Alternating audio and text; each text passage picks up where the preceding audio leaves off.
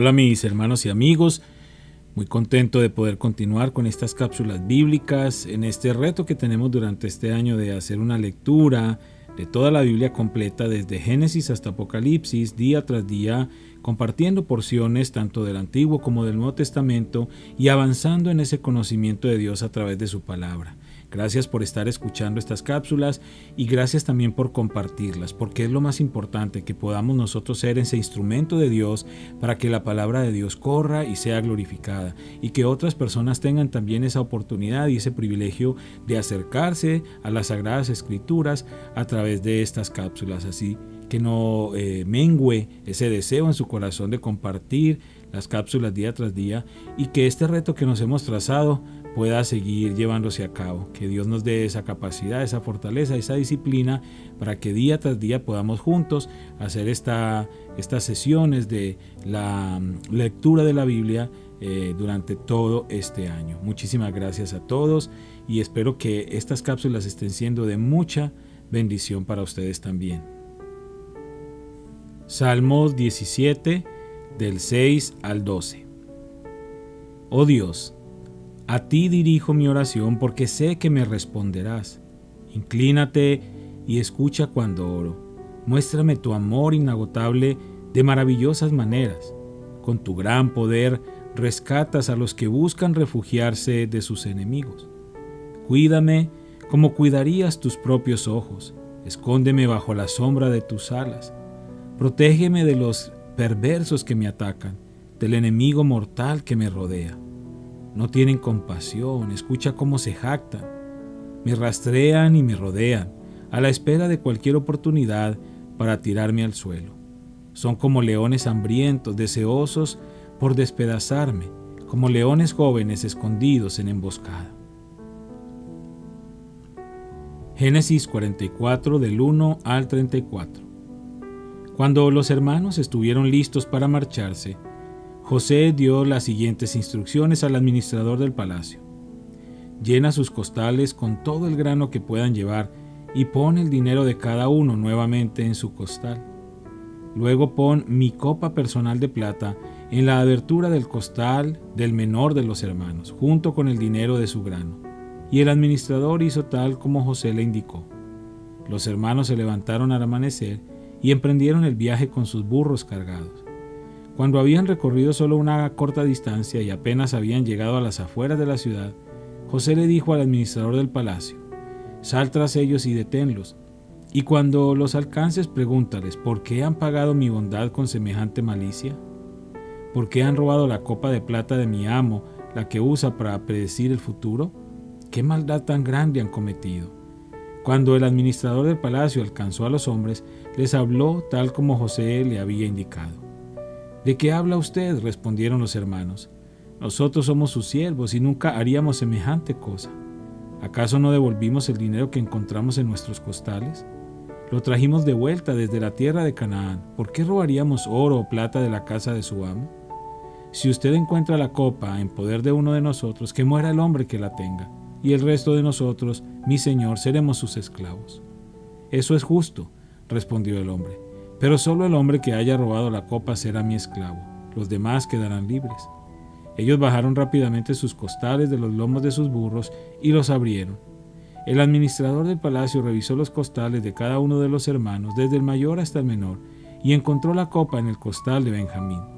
Al ver eso, los hermanos se rasgaron la ropa en señal de desesperación. Luego volvieron a cargar sus burros y regresaron a la ciudad. José todavía estaba en su palacio cuando Judá y sus hermanos llegaron. Entonces se postraron en el suelo delante de él. «¿Qué han hecho ustedes?», reclamó José. «¿No saben que un hombre como yo puede predecir el futuro?». «Oh, mi señor», contestó Judá, «¿qué podemos responderle? ¿Cómo podemos explicar esto? ¿Cómo podemos probar nuestra inocencia? Dios nos está castigando por nuestros pecados. Mi señor, todos hemos regresado para ser sus esclavos, todos nosotros, y no solo nuestro hermano que tenía la copa en su costal». «No», dijo José, «yo jamás haría algo así. Solo el hombre que robó la copa será mi esclavo. Los demás pueden volver en paz a la casa de su padre». Entonces Judá dio un paso adelante y dijo: «Por favor, mi señor, permita que su siervo le hable tan solo unas palabras. Le ruego que no se enoje conmigo, a pesar de ser usted tan poderoso como el faraón mismo. Mi señor, anteriormente nos preguntó a nosotros, sus siervos, ¿tienen un padre o un hermano? Y nosotros respondimos, sí, mi señor, tenemos un padre que ya es anciano, y su hijo menor le nació en la vejez. Su hermano de padre y madre murió, y él es el único hijo que queda de su madre, y su padre lo ama mucho. Usted nos dijo, tráiganlo aquí para que lo vea con mis propios ojos. Pero nosotros le dijimos a usted, mi señor, el muchacho no puede dejar a su padre porque su padre moriría. Pero usted nos dijo, a menos que su hermano menor venga con ustedes, nunca más volverán a ver mi rostro. Entonces regresamos a la casa de su siervo, nuestro padre, y le dijimos lo que usted nos había dicho. Tiempo después, cuando él nos dijo que regresáramos a comprar más alimento, le respondimos, no podemos ir a menos que permitas que nuestro hermano menor nos acompañe. Nunca llegaremos a ver el rostro del hombre a menos que nuestro hermano menor esté con nosotros. Entonces mi padre nos dijo, como ya saben, mi esposa tuvo 2 hijos, y uno de ellos se fue y nunca más regresó. Sin duda fue despedazado por algún animal salvaje y no he vuelto a verlo. Si ahora alejan de mí a su hermano y él sufre algún daño, ustedes mandarán a la tumba a este hombre entristecido y canoso. Y ahora, mi señor, no puedo regresar a la casa de mi padre sin el muchacho. La vida de nuestro padre está ligada a la vida del muchacho. Si nuestro padre ve que el muchacho no está con nosotros, morirá. Nosotros, sus siervos, ciertamente seremos responsables de haber enviado a la tumba a ese hombre entristecido y canoso. Mi señor, yo le garanticé a mi padre que me haría cargo del muchacho. Le dije que, si no lo llevaba de regreso, yo cargaría con la culpa para siempre. Por favor, mi señor, permita que yo me quede aquí como esclavo en lugar del muchacho y deje que el muchacho regrese con sus hermanos. Pues, ¿cómo podré regresar y ver a mi padre si el muchacho no está conmigo? ¿O podría soportar ver la angustia que le provocaría a mi padre? Mateo 27, del 1 al 66. Muy temprano por la mañana, los principales sacerdotes y los ancianos del pueblo se juntaron nuevamente para tramar de qué manera ejecutar a Jesús. Luego lo ataron, se lo llevaron y lo entregaron a Pilato, el gobernador romano. Cuando Judas, quien lo había traicionado, se dio cuenta de que habían condenado a muerte a Jesús, se llenó de remordimiento. Así que devolvió las 30 piezas de plata a los principales sacerdotes y a los ancianos. He pecado, declaró, ¿por qué traicioné a un hombre inocente? ¿Qué nos importa?, contestaron. Ese es tu problema. Entonces Judas tiró las monedas de plata en el templo, salió y se ahorcó. Los principales sacerdotes recogieron las monedas. No sería correcto poner este dinero en el tesoro del templo, dijeron, ya que se usó para pagar un asesinato. Luego de discutir unos instantes, finalmente decidieron comprar el campo del alfarero y convertirlo en un cementerio para extranjeros. Por eso todavía se llama el campo de sangre. Así se cumplió la profecía de Jeremías que dice, tomaron las 30 piezas de plata, el precio que el pueblo de Israel le puso a él, y compraron el campo del alfarero como indicó el Señor. Jesús se encontraba frente a Pilato, el gobernador romano. ¿Eres tú el rey de los judíos?, le preguntó el gobernador. Tú lo has dicho, contestó Jesús. Entonces, cuando los principales sacerdotes y los ancianos presentaron sus acusaciones contra él, Jesús guardó silencio. ¿No oyes todas las acusaciones que presentan en tu contra?, le preguntó Pilato. Para sorpresa del gobernador, Jesús no respondió a ninguno de esos cargos. Ahora bien, era costumbre del gobernador cada año, durante la celebración de la Pascua, poner en libertad a un preso, el que la gente quisiera, y entregarlo a la multitud. Ese año había un preso de mala fama, un hombre llamado Barrabás. Al reunirse la multitud frente a la casa de Pilato aquella mañana, él les preguntó, ¿a quién quieren que ponga en libertad? ¿A Barrabás o a Jesús, llamado el Mesías? Él sabía muy bien que los líderes religiosos judíos habían arrestado a Jesús por envidia. Justo en ese momento, cuando Pilato estaba sentado en el tribunal, su esposa le envió el siguiente mensaje. Deja en paz a ese hombre inocente. Anoche sufrí una pesadilla terrible con respecto a él. Mientras tanto, los principales sacerdotes y los ancianos persuadieron a la multitud para que pidieran la libertad de Barrabás y que se ejecutara a Jesús. Así que el gobernador volvió a preguntar, ¿A cuál de estos dos quieren que les deje en libertad? ¿A Barrabás? Contestó la multitud con gritos. Entonces, ¿qué hago con Jesús llamado el Mesías?, preguntó Pilato. Crucifícalo, le contestaron a gritos. ¿Por qué?, insistió Pilato. ¿Qué crimen ha cometido? Pero la turba rugió aún más fuerte. ¡Crucifícalo! Pilato vio que no lograba nada y que se armaba un disturbio.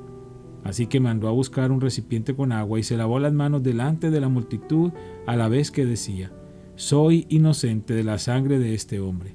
La responsabilidad es de ustedes». Y la gente respondió a gritos: «Nos haremos responsables de su muerte, nosotros y nuestros hijos». Así fue que Pilato dejó a Barrabás en libertad, mandó azotar a Jesús con un látigo que tenía puntas de plomo y después lo entregó a los soldados romanos para que lo crucificaran. Algunos de los soldados del gobernador llevaron a Jesús al cuartel y llamaron a todo el regimiento. Le quitaron la ropa y le pusieron un manto escarlata. Armaron una corona con ramas de espinos y se la pusieron en la cabeza, y le colocaron una caña de junco en la mano derecha como si fuera un cetro. Luego se arrodillaron burlonamente delante de él mientras se mofaban: «¡Viva el rey de los judíos!». Lo escupieron, le quitaron la caña de junco y lo golpearon en la cabeza con ella. Cuando al fin se cansaron de hacerle burla, le quitaron el manto y volvieron a ponerle su ropa propia. Luego lo llevaron para crucificarlo. En el camino se encontraron con un hombre llamado Simón, quien era de Cirene, y los soldados lo obligaron a llevar la cruz de Jesús. Salieron a un lugar llamado Gólgota, que significa lugar de la calavera. Los soldados le dieron a Jesús vino mezclado con hiel amarga, pero cuando la probó se negó a beberla. Después de clavarlo en la cruz, los soldados sortearon su ropa tirando los dados. Luego se sentaron alrededor e hicieron guardia mientras él estaba colgado allí. Encima de la cabeza de Jesús colocaron un letrero que anunciaba el cargo en su contra. Decía: «Este es Jesús, el Rey de los judíos». Con él crucificaron a dos revolucionarios, uno a su derecha y otro a su izquierda. La gente que pasaba por allí gritaba insultos y movía la cabeza en forma burlona. «Pero mírate ahora», le gritaban. «Dijiste que ibas a destruir el templo y a reconstruirlo en 3 días. Muy bien, si eres el Hijo de Dios, sálvate a ti mismo y bájate de la cruz». Los principales sacerdotes, los maestros de la ley religiosa y los ancianos también se burlaban de Jesús. «Salvó a otros», se mofaban, «pero no puede salvarse a sí mismo. Con que es el Rey de Israel, ¿no? Que baje de la cruz ahora mismo y creeremos en él». Confió en Dios entonces que Dios lo rescate ahora, si lo quiere, pues dijo: «Soy el Hijo de Dios». Hasta los revolucionarios que estaban crucificados con Jesús se burlaban de él de la misma manera. Al mediodía la tierra se llenó de oscuridad hasta las 3 de la tarde. A eso de las 3 de la tarde Jesús clamó en voz fuerte: «Eli, Eli, lema sabactani», que significa: Dios mío, ¿por qué me has abandonado?». Algunos que pasaban por allí entendieron mal y pensaron que estaba llamando al profeta Elías. Uno de ellos corrió y empapó una esponja en vino agrio, la puso sobre una caña de junco y la levantó para que pudiera beber. Pero los demás dijeron: «Espera, a ver si Elías viene a salvarlo». Entonces Jesús volvió a gritar y entregó su espíritu. En ese momento la cortina del santuario del templo se rasgó en 2, de arriba abajo. La tierra tembló, las rocas se partieron en 2 y las tumbas se abrieron. Los cuerpos de muchos hombres y mujeres justos que habían muerto resucitaron. Salieron del cementerio luego de la resurrección de Jesús, entraron en la santa ciudad de Jerusalén y se aparecieron a mucha gente. El oficial romano y los otros soldados que estaban en la crucifixión quedaron aterrorizados por el terremoto y por todo lo que había sucedido. Dijeron: «Este hombre era verdaderamente el Hijo de Dios». Muchas mujeres que habían llegado desde Galilea con Jesús para cuidar de él miraban de lejos. Entre ellas estaban María Magdalena, María la madre de Santiago y José, y la madre de Santiago y Juan, los hijos de Zebedeo. Al acercarse la noche, un hombre rico de Arimatea, que se había convertido en seguidor de Jesús, fue a ver a Pilato y le pidió el cuerpo de Jesús. Pilato emitió una orden para que se lo entregaran.